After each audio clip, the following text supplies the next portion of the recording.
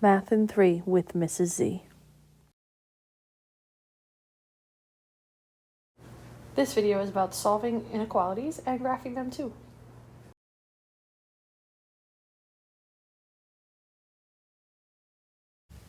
This video is about solving inequalities. Inequalities are when one side is bigger or smaller than the other, and we use them a lot because most things are not equal. There's a lot of similarity between equations and inequalities. The way that we solve them is basically the same, but equations have an equal sign and inequalities have an inequality sign.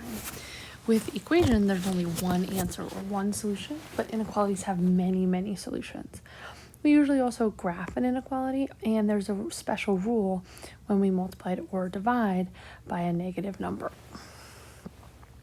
When we have inequalities, we also have inclusion. So if you have an open circle or less than or equal to symbols, that means that that number is not included. It's excluded from the solution set. So x is less than 3 means that the number 3 is not included in the answer. Whereas when you have a closed circle or they equal to or a solid line, x is less than or equal to 3, that means that the x would be included in the solution set.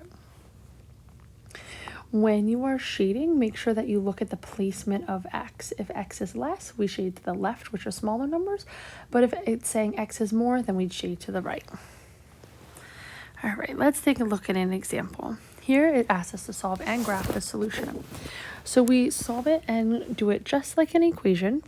So we start by undoing the addition and subtraction. 4 take away a 4 is 0. The negative sign comes down with the x, and we get negative 2x is greater than 8. This is multiplication, so we undo that multiplication with division. Because we divided by a negative, that means that we need to switch the inequality sign from a greater than to a less than sign. So now we have x is less than negative 4. From here, we can graph. So at negative 4, we would have an open circle since it's not equal to negative 4. And this is saying that x is smaller than negative 4, so we would shade to smaller numbers. Let's take a look at another example. Here we have some like terms, so we're going to have to combine those like terms together first. We get negative 1x plus 1 is greater than 12. Then we undo the addition. And then we'll undo this multiplication with our inverse operation of division. Again, we divided by that negative. We divided by a negative. That should be like big star, and we get x is smaller than or equal to negative 11. That means this time we fill in our circle at negative 11, and we shade for all the smaller numbers than x. And that's how you solve an inequality. This was Math in 3 with Mrs. Z.